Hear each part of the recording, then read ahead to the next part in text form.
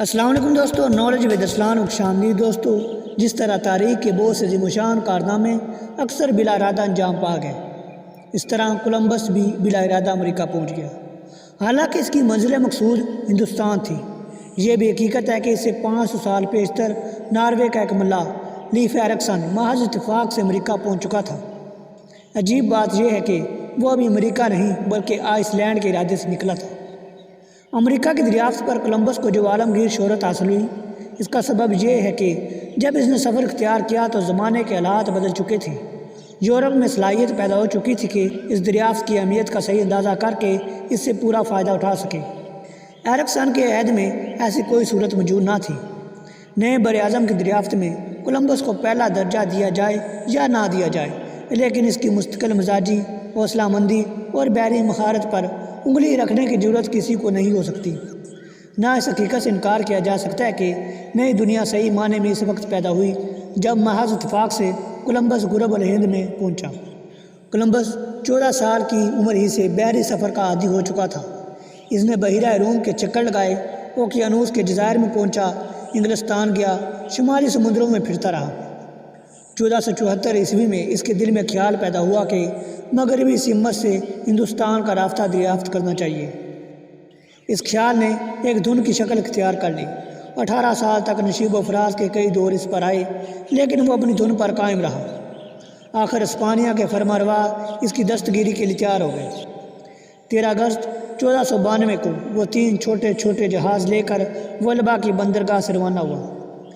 راستے میں اسے طوفانوں سے بھی سابقہ پڑا، بیماریاں بھی جھیلی، ملاحوں کی سرکشی کا خوف بھی دامن گیر رہا، لیکن اس کے ارادے میں کوئی تزلزل پیدا نہ ہوا، یہاں تک کہ وہ مغربی سمت بڑھتا بڑھتا 1 اکتوبر کو بہاما کے ایک چھوٹے سے جزیرے سان سالواڈور میں پہنچ گیا۔ بعد ازاں اس نے نئی دنیا کے 3 اور سفر کیے۔ ان سفروں میں جزیرہ ٹرینیڈاڈ کے علاوہ جنوبی امریکہ کا بر اعظم دریافت کیا، نیز خلیج مکسیکو کے جنوبی ساحل کی دیکھ بھال میں لگا رہا۔ اس نے دولت بھی خوب کمائی اور شہرت بھی بہت حاصل کی۔ ایک مرتبہ بیڑیوں میں جکڑا ہوا بھی اسپانیہ لایا گیا تھا، لیکن مرنے کے بعد اس کے سر پر عظمت کا تاج رکھا گیا۔ اس کے متعلق بہت سے افسانے بھی مشہور ہو گئے، مثلا یہ کہ جو اہل علم اس کے عظم سفر کے مخالفت کر رہے تھے، انہیں قائل ہونا پڑا کہ زمین گول ہے۔ ہمارے زمانے میں بحریات کے متعلق جو اکتشافات ہوئے، ان سے فن جہاز رانی میں کولمبس کی مہارت کے حیرت انگیز ثبوت ملے ہیں۔ مثلا ایک مرتبہ اس نے مشرقی سمت میں اوقیانوس کو عبور کیا، اور جس مقام پر پہنچنا چاہتا تھا وہ صرف 35 میل ایک طرف رہ گیا۔ لہروں اور ہواؤں پر قابو پائے رکھنے کا یہ بڑا ہی عجیب کارنامہ ہے، خصوصاً جب یہ حقیقت پیش نظر رکھی جائے کہ اس کے پاس آلات بہت ہی معمولی حیثیت کے تھے، تو کارنامے کی عظمت اور بھی بڑھ جاتی ہے۔ بلا شبہ کولمبس سے پہلے بھی بہت سے گروہ امریکہ پہنچ چکے تھے، اور انہوں نے مختلف حصوں میں نو آبادیاں بھی قائم کر لی تھیں۔